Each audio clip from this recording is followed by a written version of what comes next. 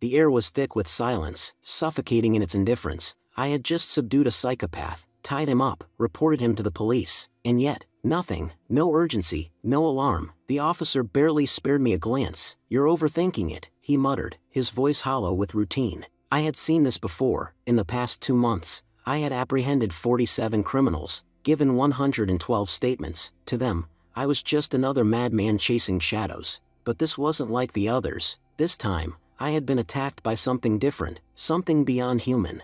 When I told them, the officer let out a dry chuckle. "An evolved being who eats human flesh? Just a rumor. You've just got bad luck." Bad luck. If only he knew. If only I could tell him that luck had never abandoned me, that it had been piling up, waiting, twisting fate in ways I barely understood, that I, too, was something beyond human, a being whose hunger stirred at the sight of a cute dog. As Fan Xiao stepped into the store, the familiar chime of the entrance bell rang out. The moment he walked in, a wave of applause erupted from the customers and staff. "Congratulations again," someone called out. 10 million this time, "You're unbelievably lucky." The shopkeeper, however, narrowed his eyes as he looked at Fan Xiao, who was once again wearing an unusual mask. Crossing his arms, he asked, "Mr. Fan, this is the 4th time you've come to claim your prize, but every time, you're wearing a strange mask. What's the deal?" Fan Xiao let out a small chuckle, shaking his head apologetically. "Sorry about that," he said. "This mask is my lucky charm. Without it, misfortune follows me everywhere." With his winnings secured, he stepped outside,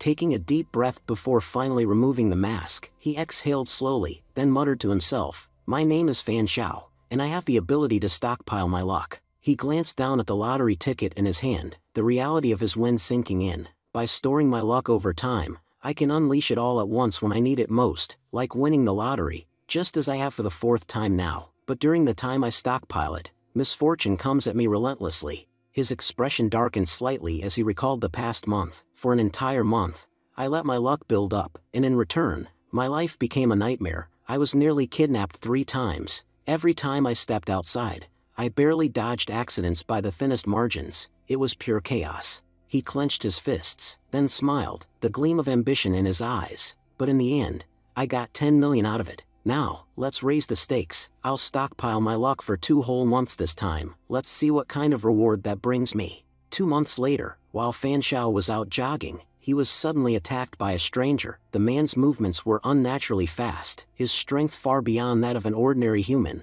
Within moments, Fan Xiao realized the truth. The attacker was an evolved being. Fortunately, he had been prepared for situations like this. Without hesitation, he pulled out a pepper spray and sprayed it directly into the attacker's eyes. The man let out a pained scream, stumbling back as he clutched his face. Wasting no time, Fan Xiao grabbed a rope he carried for emergencies, swiftly restraining the assailant before calling the police. At the station, an officer leaned back in his chair, rubbing his temples as he glanced at the report in front of him. He let out a tired sigh before looking at Fan Xiao. "This is becoming a routine, isn't it? Do you know how many times you've come to the station this month?" he asked. Fan Xiao, sitting across from him, replied without hesitation, "I've apprehended 47 criminals and given 112 statements." The officer whistled in disbelief, shaking his head. "You must have the worst luck imaginable to get caught up in this many incidents. I mean, you have quite a talent for catching criminals. If you ever consider becoming a cop, you'd make a damn good one." He then flipped through the latest report and asked, "So, where exactly did you catch this guy today?" Fan Xiao hesitated for a moment, recalling a recent news report about attacks linked to so-called evolved beings. He then answered, "The man who attacked me was incredibly strong, far beyond normal. He felt almost like an evolved person." The officer let out a deep sigh and leaned forward, his tone carrying an air of exhaustion. "Listen, there's no such thing as evolved beings. That's just sensationalist nonsense made up by news channels to get more views. A young and intelligent man like you shouldn't believe in such things." Hearing this, Fan Xiao remained silent, but inwardly, he thought to himself, "If I weren't one of the evolved beings myself, I wouldn't believe in them either." As Fan Xiao jogged through the dimly lit streets, his mind drifted back to the past 3 months. "I stored my luck for this long, and what did I get? A near-death encounter with an evolved being." His grip tightened into fists. "If I weren't as experienced as I am, today would have been the last day of my life." It had been just over a month since people began mutating. Some gained terrifying abilities, unnatural strength, heightened senses, and most disturbingly, an insatiable hunger for living creatures. At first, the news channels dismissed it as fiction, a mere internet hoax, but soon, reports of attacks started flooding in, stories of humans turning into something else, something predatory. Evolved beings, to put it bluntly, they had become the greatest threat to humanity. Lost in thought, Fan Xiao barely noticed the stray dog trotting along the sidewalk, but the moment his eyes landed on it, something inside him shifted. His breath hitched, a strange sensation, primal and violent, stirred deep within his chest. The world around him blurred, and for a moment, his thoughts were no longer his own. Instead, a horrifying craving took over, an insatiable hunger that whispered one chilling question. What does raw dog meat taste like? His pupils dilated, his fingers twitched. He could already imagine it, sinking his teeth into flesh, the warmth of blood spilling onto his tongue. The thought alone sent a shiver down his spine, and for a terrifying moment, he wanted it.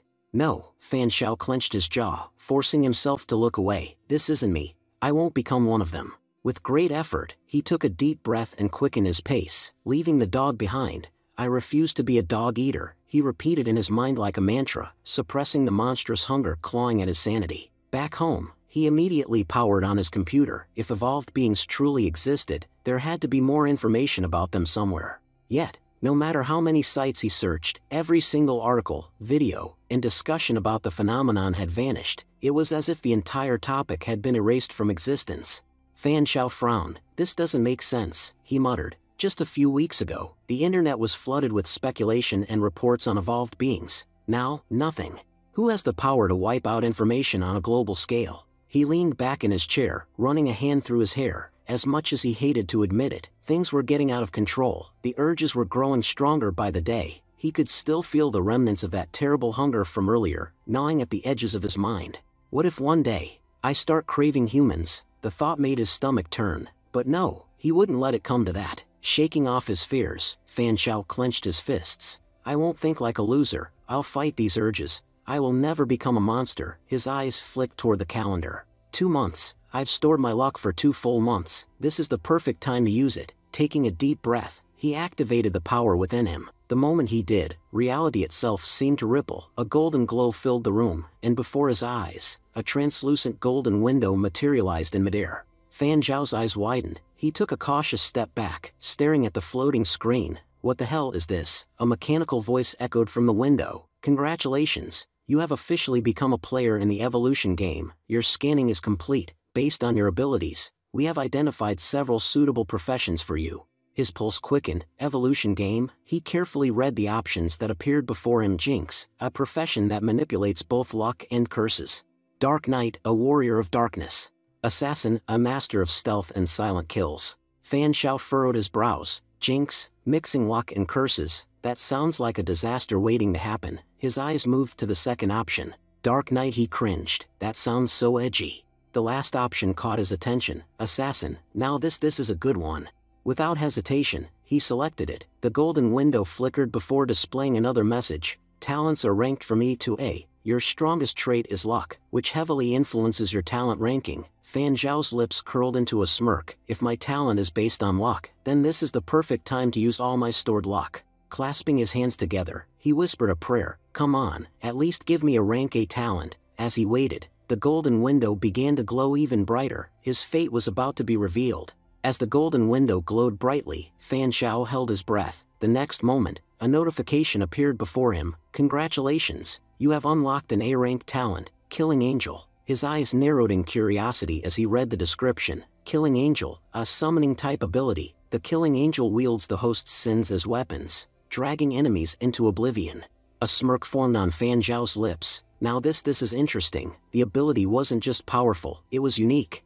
Unlike conventional offensive abilities, this one summoned an entity that would fight on his behalf, using his very sins as weapons. In other words, it was like having a teleporting bodyguard at his disposal. Just as he was admiring his newfound talent, the golden window flickered again, and a new message popped up. Be ready, you will now be sent to a screening dungeon. The dungeon will begin in 10 seconds. Fan Zhao's smirk instantly disappeared. His body tensed as his mind raced. Screening dungeon? Where the hell is this system sending me now? Before he could process what was happening, a bright light engulfed him. His surroundings blurred, and the next moment, everything went dark. When Fan Xiao finally opened his eyes, he found himself lying on cold, cracked pavement. A heavy, eerie silence hung in the air. Slowly, he sat up, taking in his surroundings. The buildings around him were crumbling ruins. Covered in moss and decay, rusted vehicles lined the deserted streets, their windows shattered, their interiors long abandoned. The air carried the faint, metallic scent of blood, mixed with the damp staleness of a city long forgotten. A soft chime echoed in his ears as the golden window appeared once again. Welcome to the city of Weibei, once a lively and crowded metropolis, now reduced to a wasteland after a devastating monster attack. This place is now abandoned, with only one rule remaining: survive. The creatures here lurk in the shadows, waiting for their next prey. Fan Zhao's expression darkened. So that's how it is. This place isn't just a test, it's a death trap. The system wasn't done yet. Another notification appeared, this time listing 3 survival rules. First, at night, take refuge in a safe house. Second, from 7 a.m. to 6 p.m., the monsters remain in slumber. Third, the dungeon boss forbids all escape. Finally, his task was displayed. Objective: locate the space station and register as a player. Fan Zhao exhaled slowly, steadying himself. So, before I can even think about leaving this place, I have to complete this so-called registration. His eyes scanned the ruined city around him, every shadow now holding a potential threat. Fine, if this is the game I've been dragged into, then I'll play it my way. Adjusting his posture, he cracked his neck and started moving forward, ready to face whatever awaited him in the forsaken city of Weibei. As he took a deep breath and tried to get his bearings, a troubling realization struck him. His self-defense kit was missing. He instinctively patted his pockets and checked his belt, but it was nowhere to be found. A cold dread crept up his spine. Does this mean the game doesn't allow real-world items? He thought. The idea unsettled him. He had always carried that kit as a precaution, something familiar to rely on in dangerous situations. Now, he was completely at the mercy of whatever tools the game provided. Pushing aside his unease, he finally took a proper look at his surroundings. He was not alone. Several other players stood nearby, their appearances just as disoriented as his. Above each of their heads, glowing text displayed their in-game character names, a clear indication that this world followed gaming mechanics. A sharply dressed man, exuding an air of authority, scanned the group before turning to a younger guy who looked like a college student. It seems like the game has assigned tasks to all of us, he observed. His voice was calm but firm, the kind that demanded attention. The college student nodded, checking the floating interface in front of him. Yeah, my task is to find the space station and register myself, he confirmed. While some players were beginning to process their objectives, one woman remained frozen in place. She had delicate features and an almost fragile demeanor, but at this moment, her expression was one of sheer disbelief. She kept shaking her head, mumbling under her breath, "This isn't real, this can't be real." Noticing her distress, a middle-aged man approached her, a smirk tugging at the corner of his lips. There was something unsettling about the way he looked at her. Leaning in slightly, he said in a greasy tone, "If you need any kind of help, just come to me." The delicate woman recoiled, her face twisting with disgust. "Stay away from me," she snapped, taking a step back. However, in her panic, she stumbled and fell to the ground. The middle-aged man's smirk widened as he took a slow step forward. His eyes gleamed with something sinister, and for a moment, it seemed like he was enjoying the position she was in. Before he could get any closer, a figure in a hoodie suddenly grabbed his shoulder and yanked him back with surprising force. "Focus on the mission," the hoodie guy said, his voice low but firm. His grip tightened, his eyes cold and unwavering. "If you keep acting like this, you'll definitely end up as food for the monsters." The words hung in the air like a warning. The middle-aged man scoffed but took a step back, clicking his tongue in annoyance. Just then, a voice from the side broke the tense atmosphere. A girl, who had been quietly observing the situation, pointed at her game panel. "Look at the time," she said. "It's already 7:38 a.m. We can leave the safe house now." The hoodie guy checked his own interface before shaking his head. "The monsters started sleeping at 7:30. If we leave now, there's still a chance some of them are lurking around. We should wait until 8 o'clock to be sure." The delicate woman, still shaken from her earlier encounter, hesitated before suggesting, "Why not wait until 9? That way, we can be even safer." Before anyone could respond, a sharp voice cut through the discussion. "Wasting time isn't a good idea," Fan Zhao said as he stepped forward, his expression serious. "I know we don't have a time limit, but think about it. This city is nothing but an abandoned ruin. Finding food is going to be a nightmare. Without supplies, our stamina will drain, and that's a death sentence in a survival game like this." He paused, letting his words sink in before continuing. "On top of that, searching an entire city for a space station will take ages. This game isn't just about surviving against monsters, it's about time working against us." The delicate woman's face shifted from fear to realization. I didn't think of it that way, she admitted. Now that you mention it, the mission does sound way harder than I first assumed. The executive man, who had been listening carefully, crossed his arms and nodded. It seems like we all got so caught up in the situation that we completely forgot about food and supplies, he said. If that's the case, then we have no choice. We need to move faster. A heavy silence fell over the group as the weight of the challenge ahead of them settled in. The city outside was waiting, its dangers unknown, its resources uncertain. Every decision from this point on could mean life or death, and the clock was already ticking. As Fan Xiao observed the eerie surroundings, his attention was drawn to a creepy-looking doll. A thought crossed his mind. This doll had to be a special item. After all, if it weren't, he wouldn't have been able to bring it into the dungeon. Meanwhile, among the 7 of them, he suspected that some were evolved beings who had consumed human flesh. His gaze shifted toward 2 individuals in particular, the executive-looking man and the guy in the hoodie. Something about them felt off.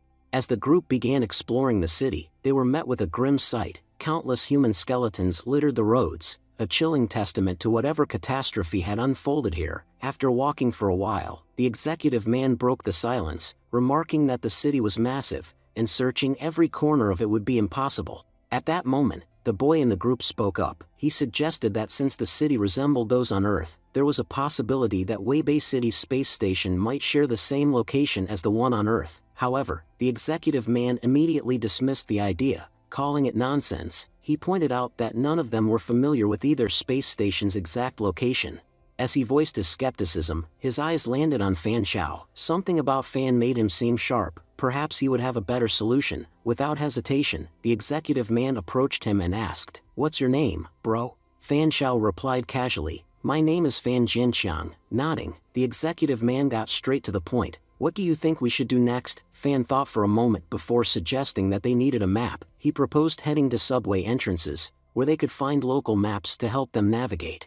The hoodie guy immediately interjected, arguing that subway maps wouldn't be of much use since they only covered a limited area. Fan countered that they didn't need maps of the entire city, just the key routes. The executive man considered this and eventually agreed with Fan's reasoning. Meanwhile, a pervy man in the group was busy trying to chat up the girls, completely uninterested in the discussion. About 30 minutes later, the group arrived at a subway entrance. However, the moment they looked inside, a sense of dread washed over them. The passage was pitch black. No one dared to step forward. Then, in the silence, Fan Xiao quietly struck a match, the small flame flickering to life. The executive man's eyes widened in shock. "Where did you get that?" he asked, his tone filled with disbelief. Fan smirked slightly and replied, "Let's just say I'm a lucky guy. I picked it up along the way." As Fan Xiao took a step toward the subway entrance, the executive man suddenly raised a hand, stopping him in his tracks. His expression sharpened, and his posture tensed as if he were listening intently. "Wait," he murmured, his voice low but firm. His eyes flickered toward the darkness ahead.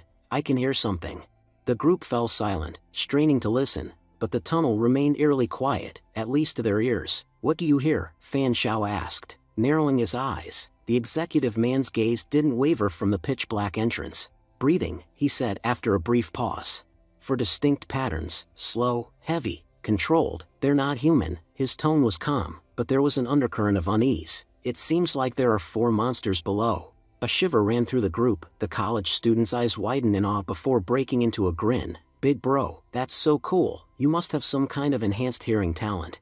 At those words, the executive man's expression flickered with something close to confusion. He turned toward the younger man, his brow furrowed. "Talent?" he asked. There was something unsettling in his tone, like the word was completely foreign to him. The college student hesitated, then explained, "Yeah, every player who unlocks the game also unlocks a talent. Didn't you know?" The executive man was silent for a moment, as if processing the information, then his eyes swept across the group, his voice quieter now. "So that means all of you have talents?" Fan Xiao, who had been observing the man closely, suddenly spoke. "Have you ever hunted anything?" The question made the executive man pause. His jaw tightened, and for the first time, there was a flicker of hesitation in his eyes. Then, with a slow exhale, he finally answered. "You know how evolved beings crave flesh," he admitted, his voice carrying a weight that made the air feel heavier. "At first, I tried to resist it.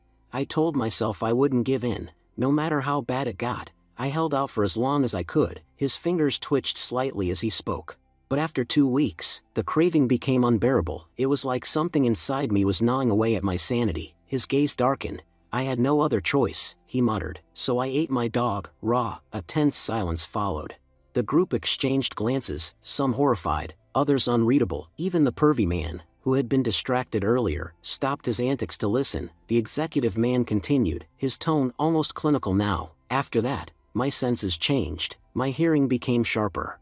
My sense of smell heightened. My body adapted, almost like my dog's abilities transferred to me. And now," he let out a humorless chuckle, tilting his head slightly, "well, you can see it for yourself." He pointed to his ears, the slight curve, the altered shape, they resembled something inhuman. The college student, instead of recoiling, looked at him with admiration. "That's insane," he said. "You held out for 2 whole weeks. Controlling the craving is hard. I barely lasted 4 days before giving in. But after becoming a player, the urge to eat flesh started to fade a little." His voice carried a note of hope. "Maybe once we become official players, the craving will disappear completely." Fan Shao discussing with one of them, curiously asking about the taste of dogs. A man wearing a cap responded, questioning why Brother Fan was asking such a thing. Brother Fan casually explained that he was merely curious, but then changed the subject to something more unsettling. He asked if the man had ever thought about eating humans before. The question sent a visible shiver through the man in the cap, shaking him to his core. Nervously, the man in the cap repeated the question, almost in disbelief. He insisted that such a thought had never crossed his mind,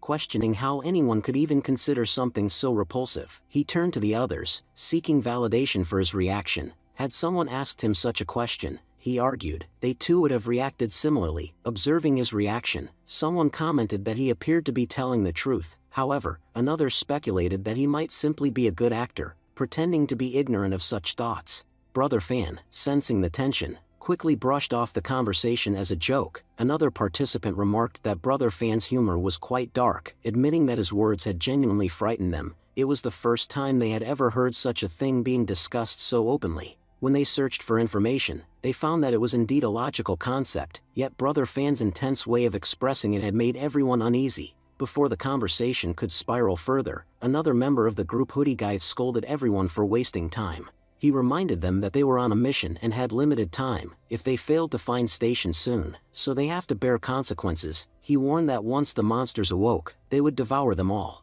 A green-haired girl immediately supported this, urging everyone to move quickly. She pointed out that the system had clearly instructed them to return to the safe house on time, otherwise, they would be left outside, where the monsters would undoubtedly kill them. Despite her warning, Fan Shao dismissed her concern, stating that it was not yet time to return to the safe house. They needed to keep moving in order to gather more information about Tuchan. The group realized they had been walking around the city's surface for quite some time without encountering any monsters. One of them hypothesized that monsters avoided the light and instead lurked in dark places like subway entrances. Agreeing with this, the man in the cap insisted that standing idle would not help them. Moving forward was their only option. It was better than dying of hunger without trying. At this point, green-haired girl broke down in tears, refusing to proceed. She admitted that she was too terrified to go any further. The uncle scoffed at the others, accusing them of having gone mad. He claimed that, in times of crisis, they would surely sacrifice him and the girl to the monsters to save themselves. Knowing that danger awaited inside, he firmly refused to enter. The Hoodie Guy urged everyone to lower their voices, warning that if they continued to argue, they would attract the monsters and all be killed. He then suggested that rather than entering blindly, they should try to explore other areas first. The college student agreed, reasoning that while there might be monsters in this particular subway, other places could be safer. Entering directly into danger seemed reckless. Despite their fears, Fan Shao remained resolute. He told the group that they were free to make their own choices, but he needed a map and would enter regardless. He reminded them that he was not their leader, and they were not obliged to follow him. They were all players in the game, each with their own tasks. If they wanted to mind their own business, they should do so. Fan Shao, watching the scene unfold, reassured himself that he had a powerful hidden bodyguard. If he faced any danger, he would use his A-level talent. Determined, he stepped inside the subway and was immediately met with the sight of countless skeletons.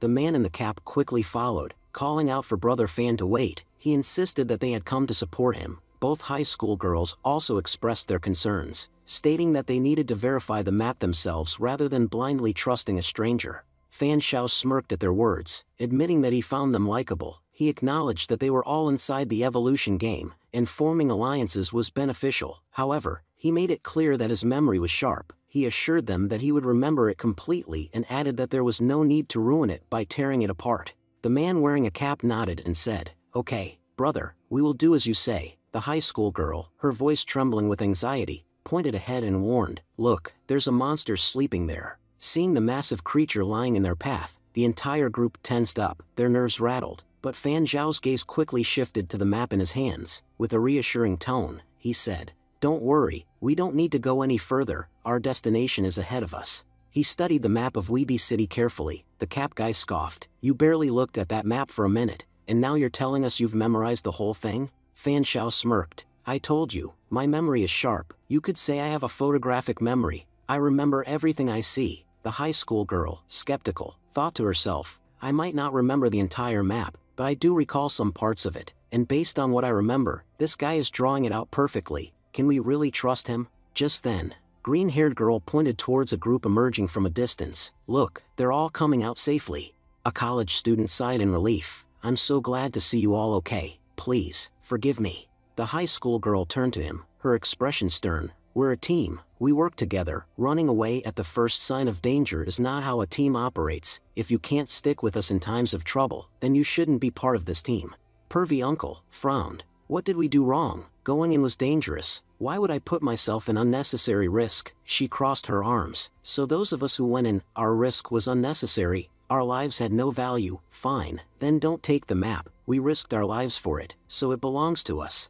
Pervy uncle, standing nearby, scoffed, "Say whatever you want. These three are with me." Before tensions could escalate further, Hoodie Guy stepped forward and said, "Brother Fan, I admit I was wrong. I sincerely apologize, and I promise to cooperate from now on. I feel ashamed that you all risked your lives while I stood back." The green-haired girl nodded. "Yes, I ask for forgiveness too. We failed as teammates. Next time, we'll be at the front. Just this once, please forgive us." The college student sighed.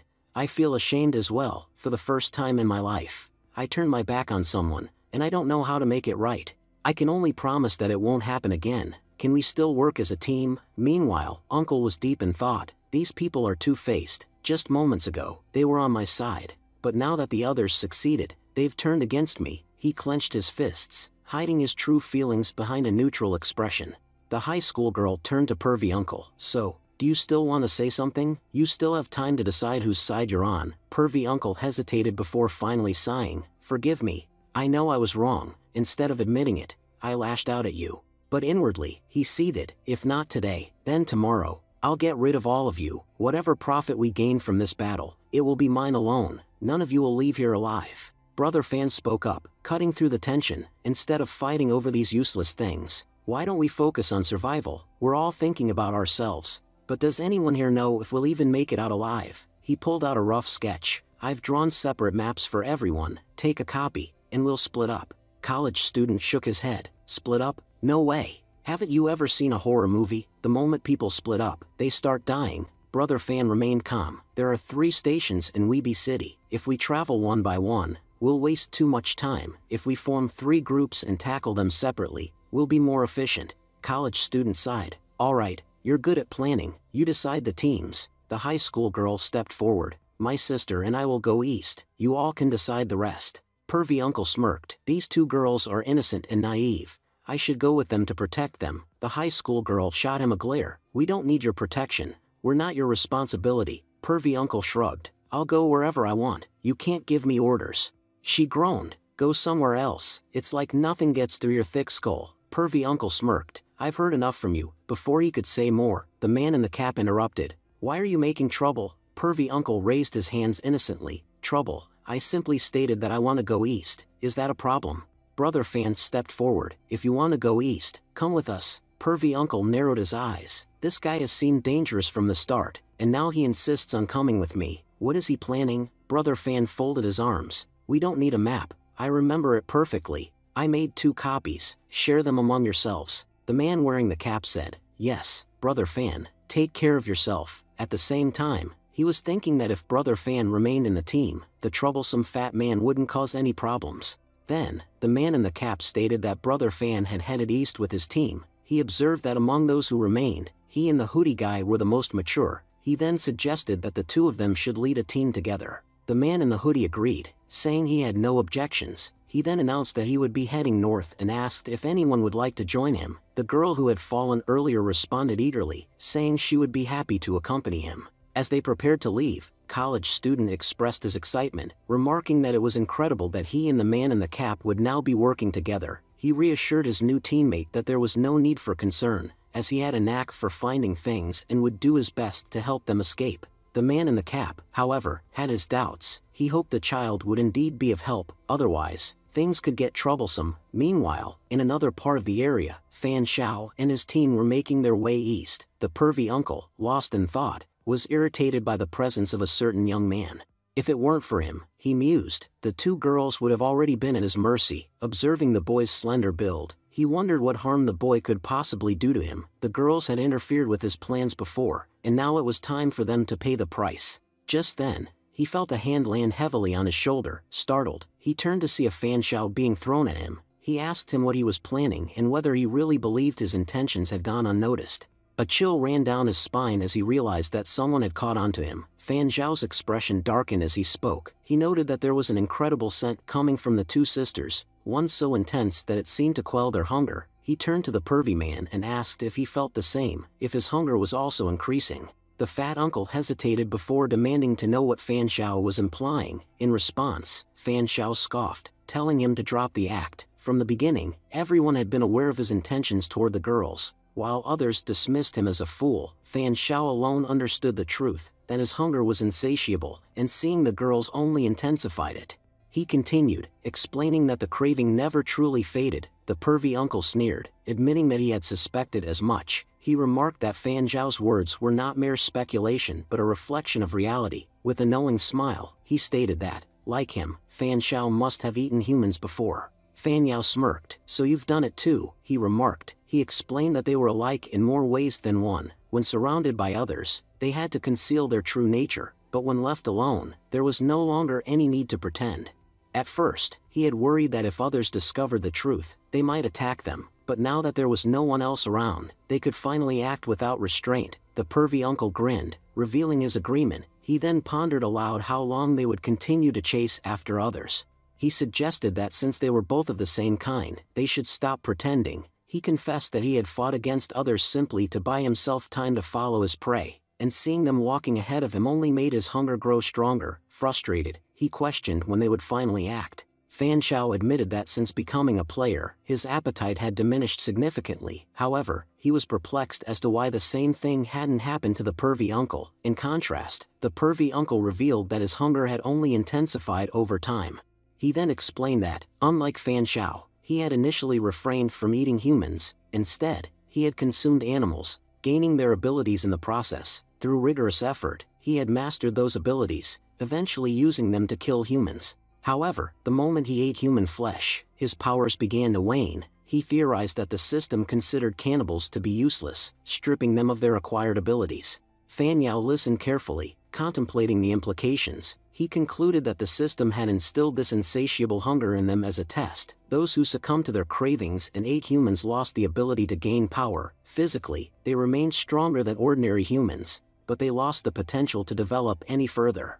Curious, pervy uncle inquired about how many animals the Fan Zhao had consumed and what abilities he had gained from them. The Fan Zhao responded with a hint of pride, revealing that before turning to human flesh, he had eaten 5 different animals.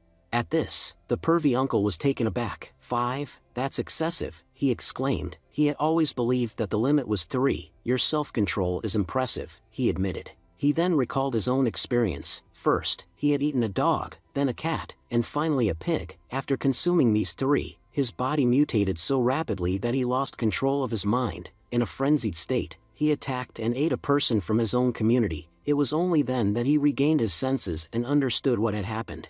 He turned back to Fan Zhao, astonished. And you're telling me that even after consuming 5 animals, you remained in control, that nothing disastrous happened to you? As the discussion continued, a high school girl, who had been silently observing, suddenly interrupted them. The high school girl said she had been listening to them for a long time and asked if they had really eaten humans. The white-haired girl turned to her sister and asked, with a worried expression, if they would be eaten too. Their captors exchanged glances, one of them commenting that the girls had caught on to their plans. Another one, addressing his brother, pointed out that there were 2 of them and 2 girls, suggesting they each take one for themselves to satisfy their hunger. Fan Xiao, eyeing the older sister, admitted he liked her the most and declared that she would be his dinner for the night. Pervy uncle shrugged indifferently, saying that it did not matter to him, anything would do. As he spoke, he began to transform, his body growing significantly larger. Pervy uncle revealed that he had been suppressing his hunger for too long. Now, he finally had the opportunity to unleash his power and eat to his heart's content. He urged the girls to cooperate, promising that if they did, they would not feel any pain and his task would be completed smoothly. The high school girl, undeterred, warned them that if they attacked, they would not escape unscathed. She stated that upon their return, everyone would question what had happened to the girls, and the truth would eventually come to light. If they killed them, the others would not let them go unpunished and would hunt them down.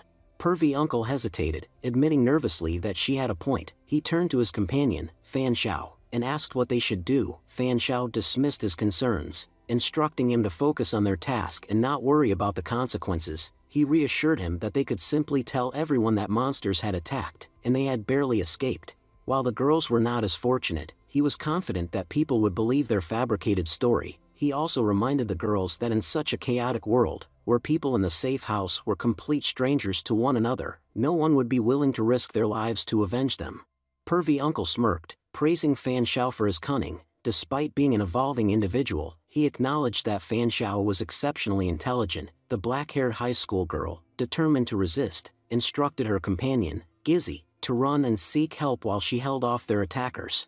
As she spoke, she sent forward her eerie-looking doll to fight. Pervy uncle scoffed at her defiance, mocking her for thinking she could stop them. He laughed at the idea that her doll could pose any real threat. However, as he launched an attack, the doll deftly dodged, revealing its surprising agility. The high school girl watched in shock, realizing that the attack had not been powerful enough to kill him, even if it had struck him directly. Just as she processed the danger, her doll leaped and clawed at Uncle's eye, inflicting a severe injury. The high school girl shouted at her sister, urging her to escape and inform the others about the truth of their attackers. Uncle, enraged by the injury, tore the doll apart and cursed at her, swearing to make her regret her defiance. He declared that if he did not make her suffer for what she had done, he would no longer be worthy of his name, Fatty Pig Uncle. As the girl watched her doll being destroyed, she felt a sinking realization. She had no means of escape left. Uncle advanced toward her, lifting her hood as he sneered that she had made a grave mistake by confronting him. He vowed that after killing her, they would feast on her sister as well.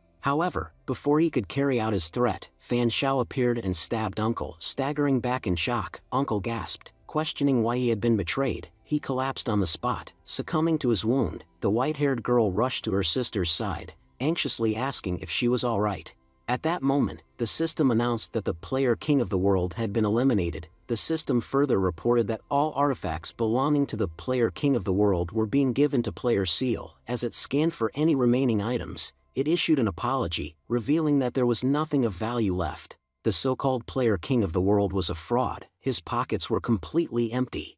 Despite repeated scans, no artifacts were found on him. The Fan Xiao murmuring that the man was a poor person who could offer no benefit, especially now that he had died. A high school girl then spoke up, stating that she had finally understood everything.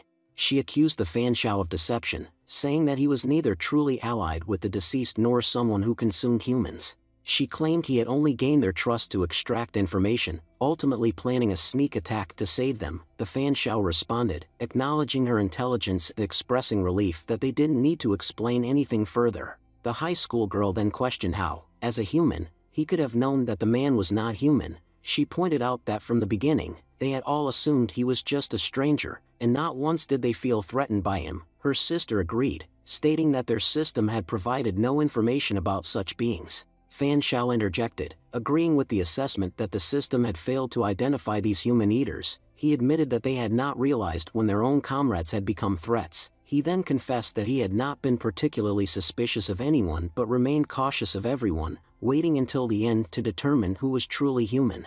Given their lack of a means to distinguish between human eaters and normal people, he noted that their group was now more dangerous to others than the monsters themselves. White-haired girl shuddered at the mere thought of consuming humans, expressing her disgust and disbelief at the idea of someone stooping so low just to survive. The high school girl, seemingly reassured, decided to formally introduce herself. She said, "Hello, Mr. Fan. "My name is Lu Xining." Her younger sister followed suit, saying, "And I am Lu Baiji." Fan Xiao, upon hearing this, introduced himself as Fan Jiangchang. However, Xining, another member of the group, remarked that if he didn't wish to reveal his name, it was fine. She then speculated that Fan Xiao had deliberately divided the group to uncover the true nature of everyone present. Fan Xiao confirmed this, explaining that by separating individuals, their true identities became evident. He was certain that even in other groups, the same revelations would have emerged. The presence of human eaters among them posed a serious danger, and eventually, these individuals would have created insurmountable problems. Baiji turned to Fan Xiao and asked if this meant there were still many among them who secretly consumed humans. Fan Xiao solemnly confirmed their fears, saying they needed to return and investigate further. He added that he was particularly suspicious of the man in the hoodie guy and the green-haired girl. Xining questioned the basis of his suspicions. Fan Xiao replied that he had read their nicknames, which seemed peculiar. He suspected that one of them was a human eater and intentionally kept them together. Xining then asked, "Then who among them is the real culprit?" Before Fan Xiao could respond, the hoodie guy and the green-haired girl came running toward them, laughing in apparent relief. They pleaded with Fan Xiao for help. Observing them, Fan Xiao commented that they had returned just in time. However, the two immediately turned on each other, each accusing the other of being a human eater. Fan Xiao stepped in, pointing out that both were making accusations but lacked proof. He asked what evidence they had against each other. The hoodie guy quickly claimed that the girl was a monster, saying, "She tried to eat me. Look, I even have a scar on my hand." The green-haired girl retaliated, calling him a liar and insisting that he was the real monster. She revealed a wound on her hand, explaining that when he attacked her, she had been injured. According to her, the man had then injured himself to appear innocent. Xining admitted his confusion, wondering whether someone would go to such lengths just to deceive them. Baiji turned to Fan Xiao and asked, "Brother Fan, what are you going to do?" Fan Xiao analyzed the situation, noting that both had wounds and neither had definitive proof of their innocence. Xining, placing his trust in him, nodded in agreement. Baiji also acknowledged that they had no other way to determine the truth, so they had to rely on Fan's judgment. After a moment's consideration, Fan Xiao finally made his choice. Looking at the two individuals, he declared, "I choose you." The hoodie guy, seemingly worried, addressed Fan Xiao, praising his intelligence. "Brother Fan, you're smart. I know you must have realized that I'm human, so why are you lying? Is it just because she's beautiful? Don't be foolish. If you are, this girl will kill you all." Fan Xiao cut him off sharply. "Shut your mouth. I had doubts about you from the start. You're a strange person." He then turned toward the girl and, with a smirk, added, "This girl is innocent and cute. Do you really think she could kill someone?" The green-haired girl, appearing grateful, thanked Fan for trusting her. He responded, "I've placed my trust in you, but don't forget to repay me later." She smiled and assured him, "I won't forget. I'll give you the best reward of your life." Just then, in a sudden turn of events, Fan and Xining moved in unison, stabbing the green-haired girl. She screamed in shock and pain. "This was a trap, you bastards. How dare you attack me?" Her enraged cries echoed as she realized she had been deceived. Xining expressed his frustration, saying that at the very least, Fan Xiao should have informed him before launching the attack. In response, Fan smirked and replied that despite not informing Xining, he had still done exactly what was expected of him. He explained that his trust in Xining was proof of the latter's intelligence. Xining pondered over this, realizing that Fan Xiao not only possessed sharp intellect but also remarkable courage. The fact that Fan Xiao had attacked the monster without hesitation, fully trusting Xining to follow suit, was a testament to his confidence and predictive abilities. Xining wondered whether Fan Xiao had a psychic-type ability that enhanced his strategic thinking. Meanwhile, Xining's friends called out to the monster, urging it to reveal its true form. As they taunted it, green-haired girl began to transform. She sneered at them, warning that they had made a grave mistake by forcing her into her real form. If they had not done so, they might have had a slim chance to escape. Now, however, she declared that none of them would escape her grasp. Realizing the threat, Xining and the others quickly decided to flee. One of them remarked that the monster they had fought earlier was far weaker than this one. It was evident that this creature had devoured not only humans but also evolving beings, making it even more formidable. As the monster lunged toward them, it mocked their efforts, stating that their attempts to run were futile. It pointed out that the confined space of the city would not allow them to escape, and even if they moved quickly, they would still remain within its reach. Explosions erupted across the city as the monster attacked. Xining turned to Fan Xiao and asked if he had any ideas or if they were simply going to keep running. Fan Xiao took a moment to think before confidently declaring that he had a plan. He then pointed out that Xining had been shouting for quite some time, seemingly forgetting that loud noises were strictly prohibited in this area. Fan Xiao reminded her that shouting attracted other threats, making their situation even more dangerous. As the monster continued its rampage, Fan Xiao taunted it, telling it to shut its mouth. The monster, enraged, demanded silence from him instead. Fan Xiao, unfazed, retorted that the monster should be the one to remain silent, as its excessive talking would lead to its downfall. Just then, 3 additional monsters charged forward, attacking the female monster. She let out a scream as she struggled against them. She called out for help. Fan observed the situation and realized that using these monsters alone would not be enough to eliminate the threat. If he wanted to win, he would have to use his own power. Determined, he activated his special ability, Angel of Slaughter, summoning a formidable dark angel. The angel emerged with a sinister grin, addressing Fan Xiao as her master and asking what he needed from her. She glanced at the battlefield, excitedly noting the abundance of toys to play with. Fan encouraged her, telling her to go ahead and eliminate them all without hesitation. The angel, amused by Fan Xiao's enthusiasm, acknowledged that he had called her for an entertaining task. With incredible speed, she lunged forward, swiftly eliminating the first 3 monsters before slicing the female monster into pieces. The sheer brutality of her attack left everyone in shock. The spectators, their mouths agape, admitted that they had never witnessed such terrifying power before. 2 more monsters attempted to escape the angel's wrath and launched an attack on Fan Xiao. However, before they could get close, the angel intervened, questioning their audacity in trying to harm her master while she was still present. She remarked that their courage had grown too much before effortlessly obliterating them, shattering their heads with a single blow. Fan Xiao watched in amazement, impressed by the sheer efficiency of his summoned entity. He noted that his task had been completed much faster than anticipated.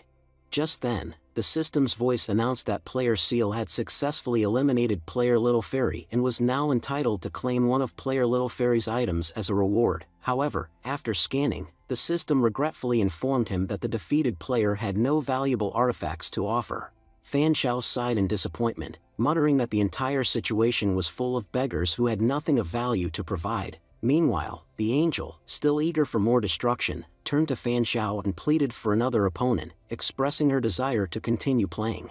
As Fan Xiao considered her request, he suddenly felt mentally exhausted. Although his physical strength remained intact, he realized that using the angel's power drained his mental energy significantly. Frustrated, he decided it would be best to send her back before he collapsed from overexertion. Just as he was about to dismiss the angel, Xining approached him with wide eyes and demanded an explanation. He asked Fan Xiao whether he possessed psychic abilities, given the extraordinary feat he had just performed. Fan Xiao smirked and vaguely responded that one could consider his abilities as a form of mental power. He added that he had an incredible mind that allowed him to accomplish many things just by thinking. However, in his mind, Fan Xiao noted that the mental strength of those around him was exceptionally low. He realized that merely witnessing such carnage required an immense mental fortitude, something his companions clearly lacked. It was best, he thought, to keep his full abilities a secret. The less others knew about him, the better. At that moment, Fan Xiao's eyes fell on the hoodie guy standing nearby, and he noticed something unusual. The wound on his hand had completely healed. Fan Xiao questioned how the wound had healed so quickly and asked if anyone among them possessed healing powers. In response,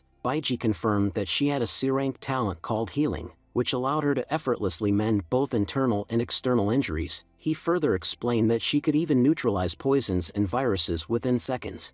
Observing this, Fan Xiao turned to Xining and inquired about her talent. Based on his observations, he speculated that Xining was a puppet controller. Xining confirmed this, explaining that she possessed an E-rank talent known as Manipulator, which enabled him to control puppets. However, he lamented that all of his puppets had been destroyed, making combat exceedingly difficult for him. Fan Xiao then asked if Xining could control anything other than puppets and whether she had brought any additional resources into the game. Xining explained that since she was a puppet master, she had only carried puppets with her. The game had recognized his affinity for puppets and classified it as her talent, allowing her to bring them into the game. Unfortunately, she had been unable to bring any other objects along. She then pondered aloud about their next move, noting that they had originally been searching for the station but had instead encountered a powerful monster and a series of unexpected problems. Fan Shao responded decisively, stating that their primary objective was to regroup. He admitted that he had already devised a plan regarding their next destination. He assured the group that he knew which station was their true goal, where they would officially register as players. He suggested that they focus on reaching the station before nightfall. Now, he returned to the team's safe house. The man in the hat stared in disbelief and muttered, "I still can't believe it. Just a while ago, those people who acted all innocent were actually monsters. Having such players in our group was far too dangerous. Honestly, Fan Shao, it was smart of you to use your head and take them out before they became a threat to the entire team." The college student nodded in agreement. "Yeah, at least now all those monsters are gone, but for now, maybe we shouldn't dwell on that. Brother Fan Shao, we conducted our own investigation, but it was pointless. According to the map, the entire station we were supposed to check has been destroyed. There's absolutely nothing left of it. Despite reaching that location, we couldn't find a single useful thing. If one station is in that bad condition, then chances are the rest are the same. So, tell us, Brother Fan, how are we supposed to get out of here?" Fan Shao paused for a moment before finally replying, "To tell you the truth, I do have a way out, and we won't need any station for it. In fact, the stations are meaningless now. I split all of you up on purpose, to test who among us was truly capable, because I already know a place where it will be much easier for us to get out." The guy in the hat narrowed his eyes. "Wait, you already knew the location? And we've been wandering around for nothing? I can tell you brought a lot of newspaper clippings and monster bodies here, so the answer we're looking for must be related to all this." Bai Ji chimed in. "Dragging these monsters here was a nightmare. They're massive, and insanely heavy. We almost collapsed getting them here." Fan Shao smiled faintly. "You're right, these newspapers are the key. That's how I found the escape route." He explained that the first place he visited after discovering a way out was the local library, to learn about what this world used to be before the disaster struck. "I found all kinds of books there, but more importantly, I found newspapers that made everything crystal clear." The man in the hat widened his eyes in realization. "Now everything makes sense. So what are we waiting for, Fan Shao? We've still got time. Let's move." But Fan Shao raised a hand to stop them. "There's no need to rush. Trust me, in this world, those who rush only end up dead. I've learned both terrifying and fascinating things about this place. So, tell me, do you want the good news first or the bad news?" The man in the hat responded quickly. "Let's start with the bad news." Fan Shao nodded. "All right, by now, you must have fought several of these monsters, seen them up close. What do you think? What could their origin be?" The college student answered confidently. "It's pretty obvious. A portal must have opened up in this world. These monsters probably came through it. That's how it usually goes in manhwa stories, right? Beings from another world invading ours. They're an extremely powerful species, physically much stronger than humans. In fact, I'd say each of them is about 20 times stronger than a normal person. But despite that, they're not invincible. They can be killed. Thankfully, they don't seem to have a brain. That's what makes them easy to kill. They're sensitive to sound, so their hearing system must work like a human's. They prefer darkness and don't seem to enjoy coming out in the light, like introverts who just want to be left alone." The man in the hoodie agreed. "Yeah, I think he's right. These monsters are really dumb. That's why it's easy to trick and trap them. With proper preparation, we can take them down." Fan Shao smiled at their reasoning. "You guys have done some solid analysis. In just one day, you've managed to figure out a lot about them." Jining added thoughtfully. "There's another thing worth noting. Not just their behavior, but even their bodies resemble humans, just a little larger in proportion." Fan Shao looked impressed. "You're all getting really close to the truth. Let me tell you who these creatures really are. Despite what you think, there was never any portal. These monsters aren't outsiders. They're not from another world. They used to be human. They were just like you and me. But after going through some kind of extreme evolution, they became monsters." The man in the hat stood frozen in shock. "Are you saying these monsters were once human? That's really hard to believe. They were like us." Fan Shao nodded solemnly. "As hard as it is to accept, it's the truth. And now, I'm going to share some points that might help you all understand why I believe these monsters were once human. First, their bodies and behaviors match ours almost perfectly. Second, we've already encountered several evolved beings who had started developing monster-like powers, and their appearances had begun to shift as well. Just think about that little fairy we fought earlier. She looked almost exactly like the monsters we've seen. When I killed her, I discovered something shocking. These monsters have internal organs identical to ours. The same heart, same lungs, same structure. That kind of similarity isn't just a coincidence." The hooded man finally understood. "So that's why you were slicing up monster bodies back there. You weren't killing for sport. You were checking if they were human inside. Honestly, I thought you were just a brutal fighter who enjoyed violence. I had no idea you were doing an autopsy. The college student nodded slowly. It's starting to make sense now. All the evolved beings we encountered showed an intense craving for raw meat. Even we felt that urge. Some of us even gave in and ate animals. We've been oversimplifying evolution. It's not just a scientific process, it's a biological apocalypse, like a zombie outbreak, except this one turns people into monsters. Fan Xiao shook his head. You've got it slightly wrong. The truth is humans are evolving once again. This isn't our first transformation. We've gone through many stages to reach where we are today, and now, the next stage of evolution is differentiated monsters. Those who can control the evolution will gain incredible power, but those who can't, they'll lose themselves completely, they'll become monsters. The man in the hat spoke again. So basically, you're saying, this world used to be like Earth, normal people, living normal lives, and everything was going well, but then evolution started, and the people here couldn't handle it. They started eating animals, and then each other, and eventually, they turned into monsters. Humanity was wiped out. Fan Xiao nodded. Exactly. I believe this is a parallel world, just like Earth, but evolution began here long before it did in our world. Just like how people on Earth refuse to believe in evolving, beneath the surface, something terrible is already happening. To be honest, the moment I arrived here, I started wondering how this world ended. That's why I went to the library, and what I found there confirmed everything. Fan Xiao pulled out a folded newspaper. This article was published just days before this world collapsed. You all should read it. It explains everything.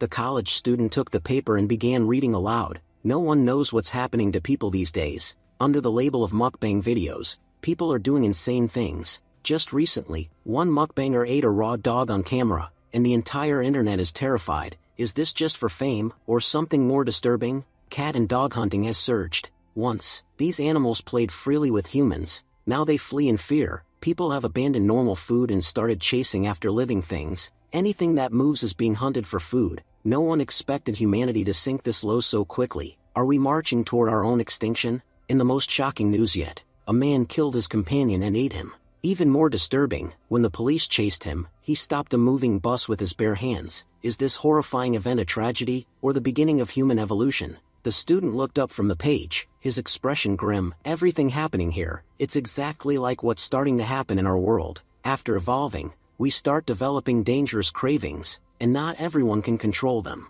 Is our world also headed for destruction, and will the destroyers be us? The man in the hat muttered, what if we were sent here to see our future? I don't even feel like fighting or surviving anymore. What's the point? If Earth is going to end up like this, why bother trying so hard? In the end, we'll all be destroyed. Bai Chi chimed in bitterly, my life's been full of regrets. I never even confessed to my crush. I've never had a boyfriend. If I die without even that, how will I face God in heaven? Fan Xiao crossed his arms. Okay, enough drama. Our world's not going to fall apart overnight. It probably took years for this world to collapse too. He turned serious. And why are you all seeing only the negative? Compared to this world's people, we're far more knowledgeable. We know what our future might look like. We weren't sent here just to see it. This is a warning. If we don't act to save our world now, this is what we'll become. Jining began questioning what the point of this warning even was. Even if this is some kind of warning, what are we really supposed to change? Fan Xiao responded, reminding everyone that system had already warned them about the dangers evolving, and after arriving here, they had glimpsed a possible future.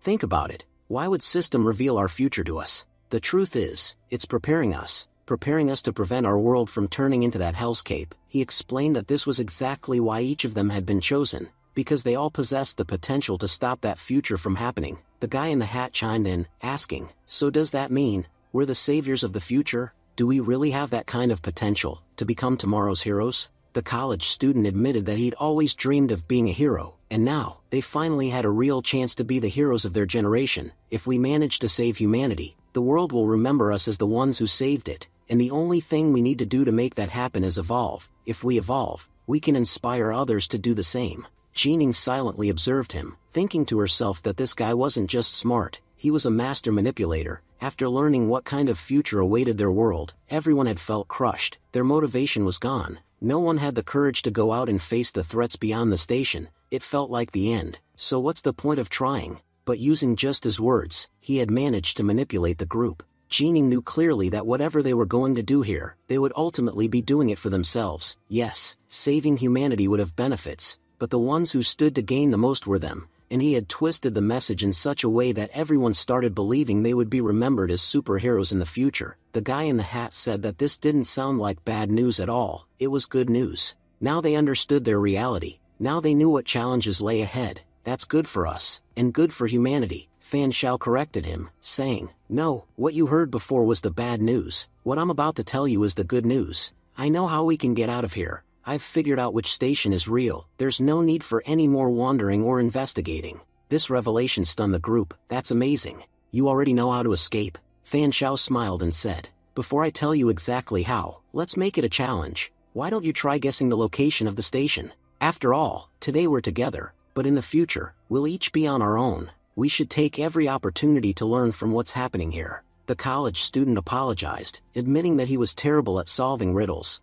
"I don't think I'll be able to piece together even a single clue." The guy in the hat added that navigating danger was always a difficult task, and usually the exit routes were hidden. "You told us yourself that the humans here are the monsters, so logically, the exit might be somewhere like a school, a mall, or some other high-population area. Where more people once lived, there would be more monsters now, and where there are more monsters, the danger is higher. I think we should explore one of those places." The guy in the hoodie offered a different theory. Monsters tend to prefer darkness, so they might be hiding in places like huge building basements, parking lots, or even the city's underground sewer lines. Bai Ji suggested it might be the city zoo. Fan Xiao replied enthusiastically, saying, "Bai Ji, you're getting really close." Jining joined in. "If I'm being honest, I see two possibilities. Either the exit is at the zoo, or it's at the aquarium. The most dangerous place isn't the one with the most monsters. It's the place where the boss of the dungeon resides. When we first received our mission, it clearly stated,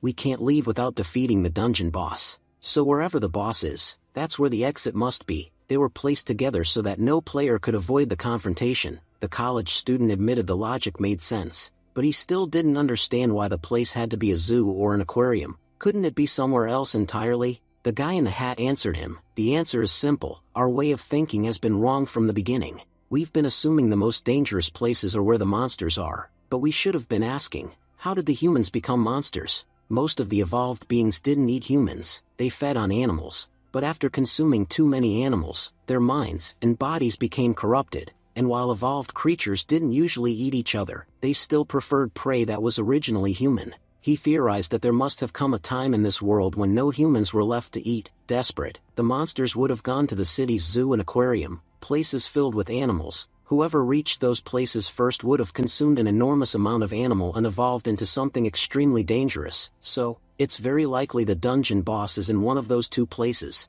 Fan Xiao confirmed her theory. "Jining, you're absolutely right, the boss is in the aquarium. I found another article in the library that confirms its location. It clearly states that a powerful monster resides inside the aquarium, one that kills every person who enters." The city was already in an emergency state, but after this monster appeared, they had no choice but to seal it off entirely. That alone should tell you how dangerous it is. If it wasn't a boss-level monster, the city wouldn't have been sealed. The college student spoke up again. "If we already know the location, why are we wasting time here? We need to act. Every second counts." Fan Xiao explained that while he couldn't say for certain, the clues they had gathered suggested that the boss might be inside the aquarium. However, he clarified that this wasn't confirmed yet. He proposed that their first step should be to investigate the city's aquarium. If they found no trace of the dungeon boss there, their next stop would be the zoo. And if the zoo also turned up empty, they would have no choice but to search the surrounding buildings, wandering aimlessly if needed. The man in the cap then voiced his concern. He admitted that he had a bad feeling about what was coming. A dangerous fight seemed imminent, and he sincerely hoped the dungeon boss wasn't too strong, because if he was, it could be disastrous for all of them. Meanwhile, the guy in the hoodie was thinking to himself, no matter how powerful the dungeon boss was, he believed that it would still be nothing compared to Fan Xiao. Fan Xiao's power was terrifying. The guy mused that if Fan Xiao was truly a human devourer, he could have already killed everyone standing there, and none of them would have been able to even touch him in return. Sensing the tension, Fan Xiao smirked and asked why he looked so nervous. He wondered aloud if it was because they were about to face the dungeon boss. The hoodie guy responded, addressing him respectfully as Brother Fan. He pointed out that not everyone was like Fan Xiao. He didn't have the strength to fight a boss head-on. Being nervous was perfectly natural. Internally, the hoodie guy admitted that it wasn't the boss that made him nervous, it was Fan Xiao himself. After witnessing his power, he was filled with fear. He worried that if Fan Xiao ever lost control, not even a single monster would survive, let alone any of them. Fan Xiao reassured them, saying there was no need to worry about a big fight. He revealed that he had come up with a clever solution that might allow them to escape without battling at all. From what he had observed, these monsters had all the typical traits of humans, including laziness. He explained that if the monsters had a choice between easy food and effort, they would always pick the easier route. Jining then spoke up, realizing something. She asked if that was the reason Fan Xiao had brought along the corpses of other monsters. Fan Xiao confirmed her guess. He explained that their plan was to throw the corpses in front of the monsters. If the creatures showed interest in eating them, the group could sneak away without engaging in combat. The man in the hat agreed with the plan and said they should move quickly. It was still a while before nightfall, and if they left soon, there was a good chance they could escape the city before it got dark. But Fan Xiao shook his head. He said there was no need to rush, everyone should rest and recover first. They had explored the city extensively during their investigation, and they needed to be fully prepared. He suggested that they head to the aquarium the next day, fully rested. The man in the hat was surprised. He reminded Fan Xiao that he had been the one warning against wasting time. It was only 1 p.m., and the monsters weren't expected to awaken until 6:30. They still had 5 full hours, plenty of time to finish their task and leave. Fan Xiao replied that while he couldn't speak for the others, he was personally exhausted. If they wanted to go without him, they were free to do so, but in his current condition, he wasn't going anywhere. He intended to rest and recover, and only then would he move. In his thoughts, Fan Xiao reflected on the situation. He had already used the angel skill not long ago, and it wouldn't be available again for another 24 hours. Fighting the dungeon boss without it would be incredibly foolish. Waiting just 1 day wouldn't cost them anything. Still, he worried, if someone among them tried to betray the group and escape alone, they could all be put at risk. He had a strong suspicion about who might be capable of such betrayal. That was why he refused to take unnecessary risks just because someone pressured him. Jining said that she too was exhausted, and heading to the aquarium the next day seemed like the best option. Bai Ji added that she supported her sister's decision. Whatever sister and brother Fan decided, she would follow without question. The hoodie guy chimed in, saying he had no objections either. Whether they left today or 10 days later didn't matter to him. The important thing was having brother Fan with them. They all knew they were helpless without him. The man in the hat finally relented. If everyone else agreed, then he might as well rest and head out tomorrow. The scene then shifted to 8 a.m. the next morning. The man in the hat asked Fan Xiao if he had gotten enough rest, and whether they should now head to the aquarium. But Fan Xiao shook his head again. Not yet. They needed to wait a little longer. The man in the hat was visibly frustrated. He asked how much longer they were supposed to wait. Their system's countdown had already begun. Wasting time now could be a serious mistake. He reminded Fan Xiao that he had been the one insisting they avoid wasting time, and now he was the one stalling the most. He pointed out that they had collected food while searching the city, but it would likely run out by the end of the day. Then he confronted Fan Xiao directly, asking if his plan was to make them all starve while he continued to delay. Fan Xiao responded, he wasn't holding anyone back. If they were in such a hurry, they were free to leave right now. He didn't need anyone to wait for him. He could manage on his own.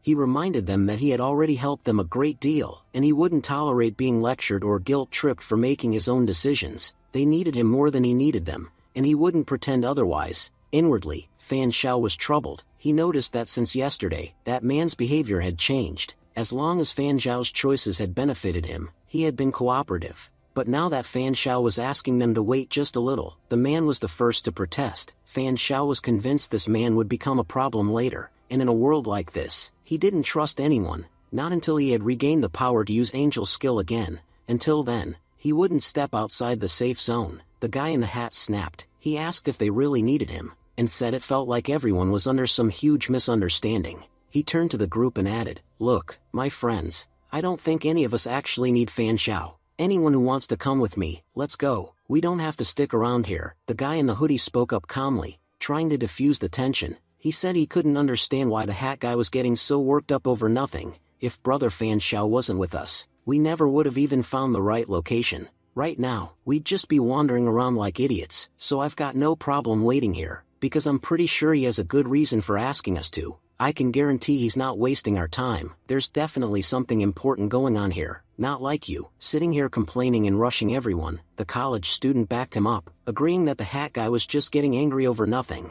We already know there are only 2 possible locations where the dungeon boss could be. We're not just going to blindly charge in. We have to investigate both spots. As soon as we find the boss, it's over. But even with that plan in place, you're still yelling at Brother Fan Xiao for no reason." The guy in the hat looked around at everyone, disbelief on his face. He growled that they had all lost their minds. "What the hell happened to your heads? Why are you all suddenly following everything this guy says?" As he vented, Jining quietly watched Fan Xiao. Her thoughts ran deep. "At least now, I've figured out one thing about this man. He has an extremely dangerous ability, something powerful enough to kill anyone, anytime, but the catch is, he can only use it once every 24 hours. No matter how many excuses he gives for staying back, the real reason he hasn't moved from this place is because of that ability. That's what he's hiding. Still, I can't be 100% sure. It's possible he's doing all of this just to make us think he has weaknesses, trying to lower our guard. Maybe he's still observing us, trying to figure out who among us is the traitor. Until this guy decides to reveal something about himself, learning anything about him will be nearly impossible, because out of everyone I've ever met in my life, this man is by far the smartest. This is the first time I've ever come across someone who's actually more intelligent than me." As Fan Xiao stood up, he calmly told the others that they clearly lacked patience. He warned them that in an apocalyptic world, acting rashly like this would only get them killed. He then stated that he was now ready to move. There was no need for anyone to stir up unnecessary drama. He insisted that he wasn't deliberately holding anyone back. He had a significant reason for staying behind, a purpose he didn't feel obligated to explain. "Our first priority is collecting all the monster bodies, and heading to the aquarium to investigate the location of the dungeon boss." The scene shifted to the group standing outside the ruined aquarium. Bai Ji, looking at the devastation, said she couldn't believe how such a place could be destroyed so completely. She remembered seeing photos of it in newspapers, once a beautiful and grand structure. Now, it was just a crumbling ruin. Jining remarked that they were lucky to have encountered a doll on the way that helped carry the bodies. Otherwise, they would have exhausted themselves just transporting them, and someone might have collapsed from sheer fatigue. The man in the hat pointed out that it was already 2 p.m. by the time they arrived. He reminded them that he had been saying all morning that they should have left earlier, but no one listened. They had wasted precious time, and now he feared that darkness would fall before they could finish investigating. If they got stuck here overnight, they'd all be dead for sure. College student, visibly anxious, commented that the aquarium looked massive from the outside, meaning it would be even larger inside. With no lights, the interior would be pitch dark and likely very dangerous. He admitted he had never imagined a place like this could be so vast, and its size alone would make their mission far more difficult. The man in the hat told him to calm down, saying there was no point in panicking now. He warned them that the boss monster would appear soon, and when it did, the fight would be intense and deadly. Fan Xiao then spoke again, acknowledging that staying behind may have cost them some time, but pointed out that the others had wasted just as much time standing around and chatting. He said the only way to find out what was really going on was to head inside. With that, the group entered the aquarium. Inside, Fan Xiao noted how it seemed no one had been there for a long time. The place had likely been sealed off for ages. As they moved deeper in, they noticed the walls were lined with photos. College student guessed that the pictures were from when humans still inhabited the city. The aquarium must have once been famous, hence the abundance of visitor photos. Jining added that in a city where people still lived, an aquarium wouldn't normally be this large. So this must have been a tourist hotspot, drawing visitors from far and wide. That would explain the photo-covered walls. Fan Xiao, meanwhile, was staring intently at one section of the wall. Jining asked what he was looking at, if he had found a clue in one of the pictures. Fan Xiao replied that the photos looked familiar, like he had seen them somewhere before. Bai Ji said the place must have been remarkable before it was destroyed. She wondered if any of the people in the photos had imagined that in such a short time, it would all turn to rubble. Suddenly, college student called out excitedly. He had found a map of the aquarium. As he examined it, he spotted the marked location of the station. He confirmed Fan Xiao's earlier theory,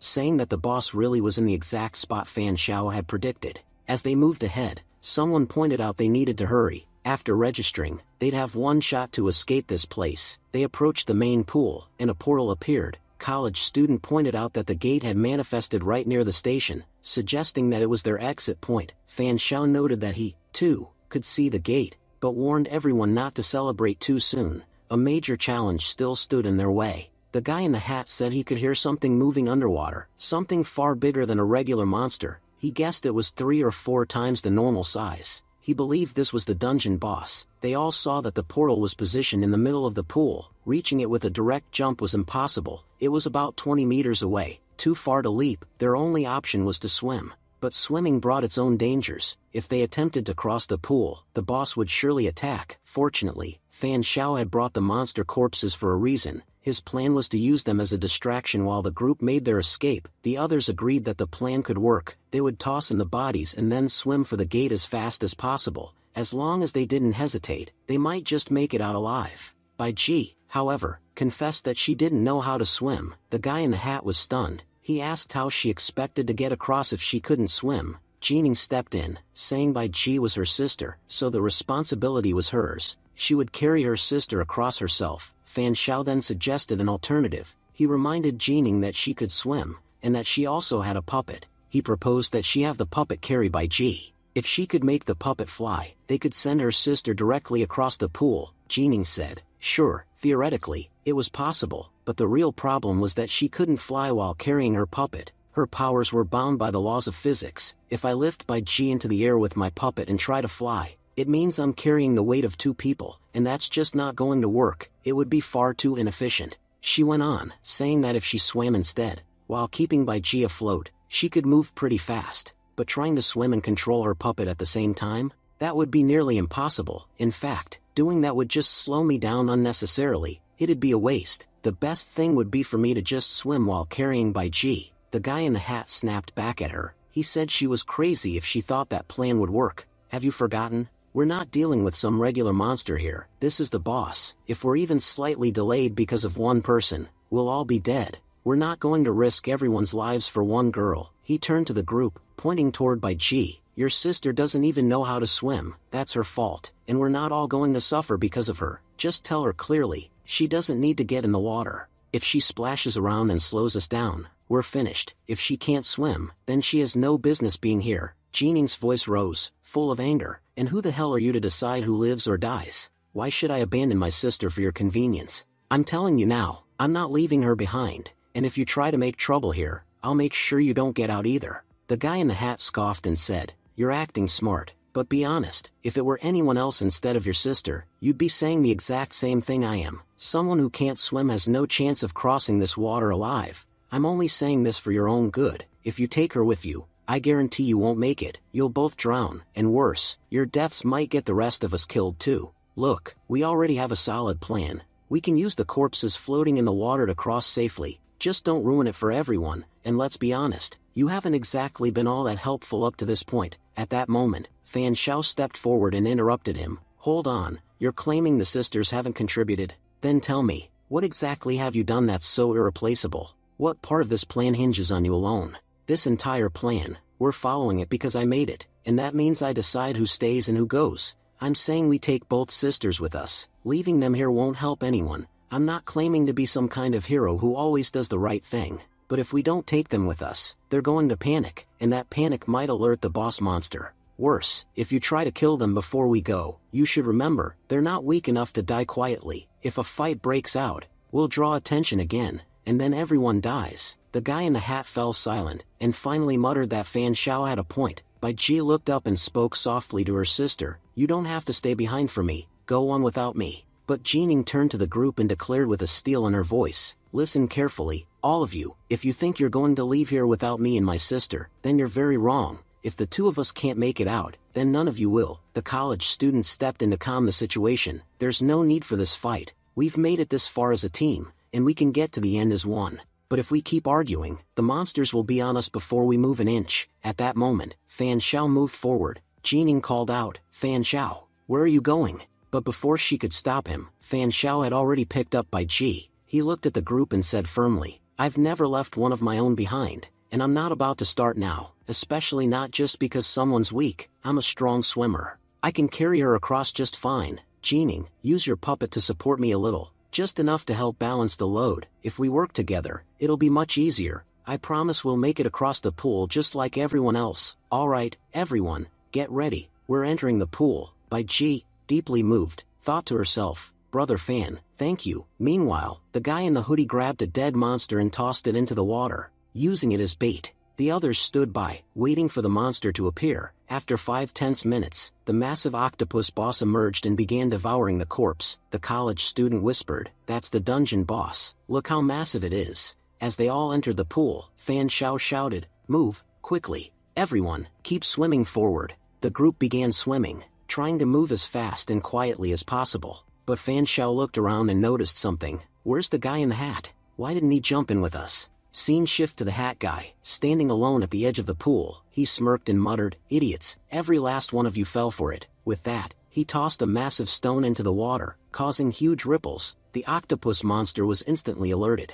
The creature's movements churned the water violently, pushing the swimming group toward the far edge of the pool. Fan Xiao realized what had happened. That bastard betrayed us. Shocked by Ji cried out, "What just happened? Who did this?" The hat guy called out smugly, "Everything I did because of you people, so don't blame me." He turned to Fan Xiao, "You were right from the beginning, Fan. If even one person in the group wants to sabotage things, they can ruin it for everyone. No one else was willing to take initiative, so I did. And now, thanks to me, your chances of getting out are next to impossible. And you know what? Watching you all die here, it actually makes me really happy." The guy in the hoodie spat back, "You selfish bastard. To save your own skin, you sacrificed all of us." He glanced at the monster moving in their direction. "Now that we're all in the water, the octopus boss is going to attack, and because we're alive, we'll fight back, and that'll be enough of a distraction for him to escape." That was his plan all along. The college student shouted that this was exactly why he had insisted they all stay in one place. He explained that the hat guy had originally planned to sacrifice Bai Ji, but when that didn't work out, he had decided to sacrifice all of them instead. Suddenly, the octopus monster lashed out,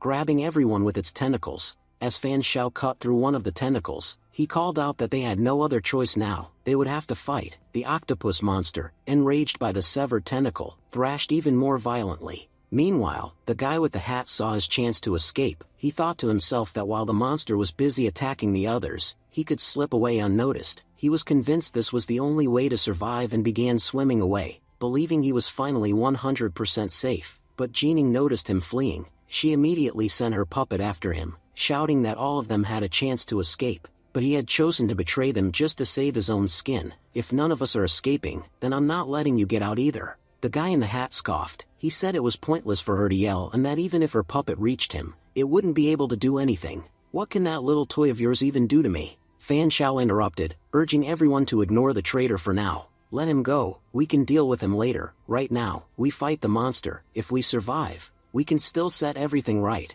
but if we die, we'll have no chance left for anything." Jining, still furious, argued that it was because of that scumbag that they were in this mess. "Are we really going to let him walk away while we struggle between life and death? We don't even know if we'll make it, and he's just sitting back, enjoying the show." Just then, her puppet lunged forward and stabbed the octopus monster in the eye. Enraging it further, the beast began tearing the puppet apart with its teeth. The guy in the hoodie called out to Fan Xiao, "Brother Fan, we have to do something. The college student can't take much more. He told me he only got turned into an evolved being recently. He's going to die if we don't act soon." Fan Xiao told him to wait just a second. He had a plan, but it would take a little more time. Meanwhile, Bai Ji blamed herself. "If I knew how to swim, none of this would have happened. That guy in the hat wouldn't have betrayed us." Fan Xiao cut her off. "Stop blaming yourself. That bastard betrayed us because he wanted to, not because of you. Nothing that's happening here is your fault. Just focus on using your healing ability. If I recover quickly, I'll save everyone." Jining thought to herself that the monster's grip was getting tighter, and even she was finding it hard to hold on. Why the hell isn't Fan doing anything? I know he has some kind of incredible ability. He could finish this monster in a second if he used it, so why isn't he? What exactly is he waiting for? Elsewhere, the guy in the hat was still swimming. He thought to himself that he had known from the start, this so-called evolution game wasn't meant to be played as a team, it was an individual game all along. The game was teaching us how to use others, and I've learned that lesson well. He believed there was no way to survive without sacrificing the others, so he did exactly that and was now finally close to the gate. Once he passed through, he would be safe, while the others would die because they'd placed their trust in the wrong person. But just as he reached the gate, he stopped swimming. Panic struck. He couldn't move his arms or legs. No matter how hard he tried, his body wouldn't respond. He thought, "The gate is right in front of me. I know I should swim, but why isn't my body listening?" A strange melody filled the water, paralyzing him even further. He screamed internally for the song to stop. At that moment, a mermaid-like monster appeared near him. He realized, so this was the real boss. That's why Fan Xiao let me get this far. The mermaid's song overwhelmed him. He lost consciousness, and the creature devoured him then and there. Back at the main battle, the octopus monster had completely destroyed Jining's puppet. She screamed in frustration at Fan Xiao. "What are you waiting for? I know you have an incredible ability. If you just used it, we could all be saved. What are you doing? Is it not recharged yet?" Fan Xiao responded calmly, asking her to stay quiet for just a bit longer. "There's something I need to confirm. If I'm right, then using my ability now would be a huge mistake." His eyes remained locked on the water where the guy in the hat had disappeared. "He's been under for a long time now. He should have surfaced by now. I think I was right. The real boss monster isn't the octopus, it's something else." He stood up. "I'm sure now. Angel of Slaughter, come out and attack." The Angel of Slaughter emerged. Fan Xiao ordered her to destroy every creature in front of her. As she advanced, she grinned. "Finally, a worthy opponent. I'll enjoy killing this monster." The boss monster countered with a full-force attack, trying to keep the angel at bay, but she sliced right through the defense. "You're too weak. With strength like that, you can't even slow me down." With one strike, she sliced the boss monster clean in half. Seeing this, the octopus monster was stunned, but before it could react, Fan Xiao swiftly cut through its tentacles, freeing everyone from its grasp. He said that the only reason he had stayed back was because of the boss monster. "If it weren't for that, I alone would have been enough to finish you." As he spoke, he stabbed the octopus creature. In a last-ditch effort, the octopus monster used its tentacle to strike at Fan Xiao, but Angel jumped in just in time, shielding him and saving his life. With that final blow, all the monsters in the aquarium were wiped out. As they emerged from the water, the guy in the hoodie spoke in disbelief. He said he couldn't believe they'd actually survived. Bai Ji added that it was all thanks to Fan Xiao. "If he hadn't been here, we'd all be dead." Just then, the system notification appeared. "Player Seal, congratulations. You've defeated the dungeon's boss monster solo. A rare reward will now be granted for completing this dangerous challenge." Fan Xiao thought to himself that it was finally over, but the effort it took to clear this dungeon had been overwhelming. Jining turned to him, puzzled, and said that they had all thought the octopus was the real boss. "But somehow, you were the only one who knew there was another boss here. I don't get it. How did you figure that out?" She added that others had charged ahead blindly, gotten themselves killed, and yet Fan Xiao had seen something none of them had. Fan Xiao replied calmly that, just like with everything else, he had simply guessed. "Do you remember when I was staring at that photo in the gallery? You even asked me why I was so fixated on it. I told you that I'd seen it somewhere before." He explained that the photo had tipped him off that something was wrong. The real boss monster wasn't the octopus, it was someone else entirely. The couple in the photo had been reported missing in an article. He said that on the same day their disappearance made the news, there had been another disturbing report. Someone had been eaten inside the aquarium. After that, the deaths increased rapidly, and the facility was sealed off. According to the article, there were two highly dangerous monsters inside, one that looked like an octopus but was missing an arm, and another that resembled a mermaid. When we entered, we saw the octopus monster, but the human-like creature didn't appear. Even in the photo, there were two people and an octopus. My guess? One of them got eaten by the octopus and turned into it. The other must have consumed a human, and became the mermaid monster. He added that every evolved being they'd seen who ate animals only gained basic animal traits, with no real power boost, but those who consumed humans, their power surged dramatically. If they could control their minds, they'd be incredibly powerful. That's why I suspected the real dungeon boss had eaten humans, not animals, and I was right. He explained that ever since the octopus monster appeared, he had been waiting for the mermaid to show herself. When she did, he used his ability, not only to fight, but also to observe who among them could be trusted. Jining, now understanding his logic, said that meant he had known from the start there were two monsters, and also that someone among them might betray the group, especially the guy in the hat. That's why you waited, to see when he would turn on us, and once he did, you stepped in and saved everyone. But if you had taken action earlier, maybe no one would have died, Fan Xiao said. And that's exactly why I find humans so disappointing. You're talking like his death was my fault, as if I let it happen. I'm not here to take the blame for anyone. He pointed out that even after saving everyone, he was still being criticized. Put yourself in my shoes. If you were me, would you have saved everyone? That guy was planning to sacrifice us all just to escape, and now that he's dead, you're blaming me for not saving him? He made it clear that saving someone like that wasn't worth it. People like him are a threat to humanity. He betrayed us. That's why he died. It's that simple. Jining immediately apologized. That's not what I meant. I just meant you already knew everything but still didn't tell us. But now I understand why you stayed silent. She admitted that if he hadn't saved her sister, she probably would have done the same thing as the guy in the hat. I don't have the right to blame him or you. She added there was another reason she stuck by her sister. I know nothing bad will happen to me as long as I'm with her. Fan Xiao raised an eyebrow. You sound pretty sure about that. Jining nodded. You could say, my sister is just ridiculously lucky. It's not the first time her life's been in danger, and yet, somehow, every time, someone shows up to save her. She's always rescued, no matter how desperate the situation. Fan Xiao smiled slightly. So, you're saying she has some kind of luck-based ability? Honestly, if I had that kind of ability, it'd be pretty amazing. Jining said they had a lot more to discuss, but this wasn't the place for it. With a quick glance at the others, she added that they shouldn't talk about these things in front of everyone.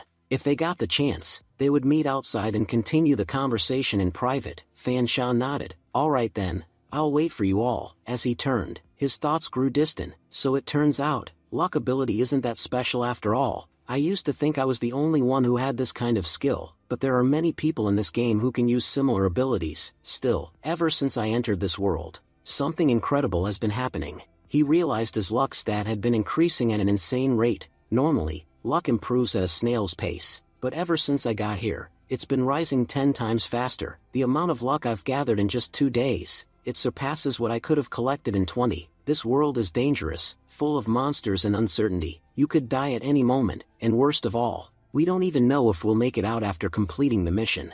So technically, this is the unluckiest place anyone could be, and the more unlucky I am, the more luck I end up gathering. As he prepared to leave, he said flatly, I'm getting bored of sitting around here. I've had enough of wasting time. I'm heading out. Anyone who wants to come with me is welcome. Jining called out. Wait, just a second. Fan Xiao stopped and turned back. Now what? Jining lowered her head slightly. Fan Jiankang, thank you, really. If you hadn't been here, none of us would have survived. College student added. Yeah, brother Fan, thank you so much. I would have been long dead if not for you. The guy in the hoodie chimed in. Brother, I'll never forget you. If I ever meet you in real life, I'll make sure to repay this debt. Fan Xiao smiled lightly and replied, you guys don't have to be so formal. Also, I lied to you. My name isn't Fan Jiankang. My real name is Fan Xiao. You've seen how many players have already betrayed us. In a world like this, exposing your real identity is pure stupidity. That's why I never revealed it. So I hope you won't hold it against me. Jining gave a knowing smirk. I already guessed that. Jiankang is such an odd name. No one names their kids that these days. Honestly, with how suspicious you are of everyone else, I still can't be totally sure that Fan Xiao is even your real name. Bai Ji laughed, then said warmly, but Fan Xiao, you're seriously such a cool person. Can I just say something? I feel like I've heard your name somewhere before. Fan Xiao chuckled. Maybe you've seen it in the newspapers. A few days ago, I received an award for setting a national record, for catching a large number of criminals in a very short span of time. Bai Ji's eyes widened. Wait, that means you're super brave. That explains why you always lead the charge when it comes to fighting crime. You're a real-life hero, brother Fan Xiao. Fan Xiao gave a faint smile. Honestly, I'm not brave. If anything, I'm just really unlucky. No matter where I go, I always end up running into criminals. What choice do I have? What happens next will be revealed in the next episode. Thank you for watching and stay tuned.